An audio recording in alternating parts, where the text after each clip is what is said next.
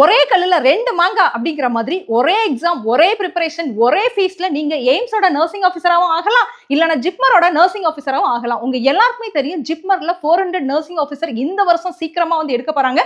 அதே நேரத்துல NORCET 9ஓட nursing officer எக்ஸாமும் நமக்கு சீக்கிரமா வரப்போகுது. சோ இது 2க்கும் ஒரே எக்ஸாம் தான். இது 2க்கும் பாத்தீங்கன்னா ஒரே பிரிப்பரேஷன் தான். வேற எங்கேயும் இல்ல. நம்மளோட மிட்டியர் அகாடமில கிளாஸஸ் வந்து ஆல்ரெடி ஸ்டார்ட் ஆகி போயிட்டே இருக்குது.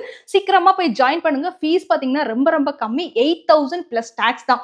ஒரு 8000 ரூபாய் செலவழிச்சு 80,000க்கு மேல சேலரி வாங்கக்கூடிய ஒரு நர்சிங் ஆஃபீஸரா நீங்க மாறதுக்கான ஆப்பர்ச்சுனிட்டி உங்க கையில தான் இருக்குது. நம்மளோட கவர்மெண்டே பாத்தீங்கன்னா இதெல்லாம் கம்பைன் பண்ணி ஒரே எக்ஸாமா கொண்டு வந்துட்டாங்க. நம்ம பண்ண வேண்டியது ஒண்ணே ஒண்ணு தான், படிக்கணும் படிக்கணும் படிக்கணும். சோ எங்க படிக்கிறோம், எப்படி படிக்கிறோம் அப்படிங்கிறது தான் ரொம்ப முக்கியம். நம்மளோட ரெகுலர் பேச்சஸ் வந்து மிட்டியர் அகாடமில போயிட்டே இருக்குது. ஜாயின் பண்ணிக்கோங்க.